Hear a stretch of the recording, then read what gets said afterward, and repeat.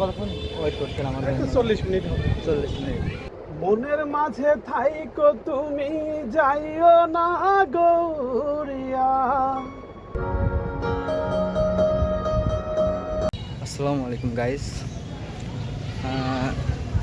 কুষ্টিয়া থেকে একটা ভাই আসছে, স্টুডিওতে আসবে, গান গাইবে।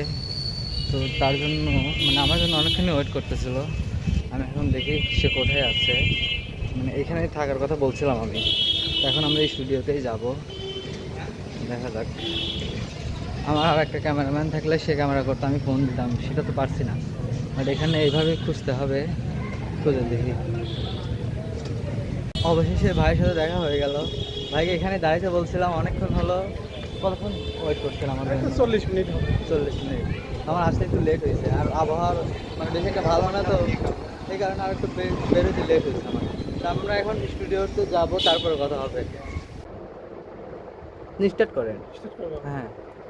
মনের মাঝে থাইকো তুমি যাইও না গৌরিয়া। মনের মাঝে থাইকো তুমি যাইও না গৌরিয়া। জানো না তোমায় দেখলে অন্তরটা চাই ঝুরিয়া। মনের মাঝে থাইকো তুমি।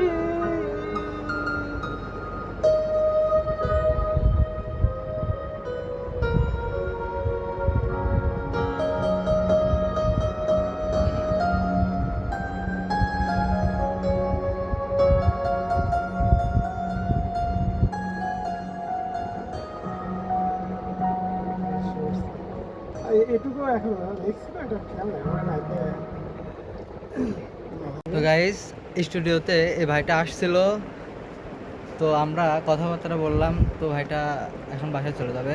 তো আমাদের স্টুডিওতে এসে আপনার অনুভূতিটা কেমন, বা কীভাবে কী বুঝলেন সেটা শুনে? হ্যাঁ, স্টোরিটা আমার কাছে অনেক ভালো লাগছে। আর বিষয়টা হলো, আমার এখানে গান করার ইচ্ছাও আছে। আমার আত্মবিশ্বাস ছিলই না, আমি ভাবছিলাম যে আমার দ্বারা গান হবে না। এখন স্যার আমাকে বলছে হ্যাঁ তোমার দ্বারা হবে। তো আমি খুব শীঘ্রই ইউটিউবে আসবো। এই আচ্ছা, অনেকেই মেসেজ দিয়ে বলেন যে গান গাইতে চাই, বাট এভাবে আসার সাহস কজনে করে?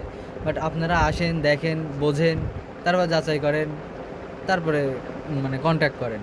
হুটহাট মেসেজ দিয়ে অনেকেই কিন্তু ডিস্টার্ব করেন, যে একবার কল কাটিয়ে দিলে পরে কিন্তু বারবার কল দেন। এরকমও করেন না। আপনারা যারা শুধুমাত্র এই ভাইয়ের মতো যারা গান গাইতে চান, তারা সরাসরি আসলেও দেখা করতে পারবেন, আমার সাথে দেখা করতে পারবেন। তো ভিডিওটা এই পর্যন্তই ছিল। তো সবাই ভালো থাকবেন, সুস্থ থাকবেন। আর ভাইয়ের গানের ধাঁচ তো দেখলেন, যে ভাই কিন্তু অনেক সুন্দর, ভালো গান গায়, আমার থেকেও ভালো গান গায়। তো সবাই ভালো থাকবেন। আল্লাহ হাফিজ।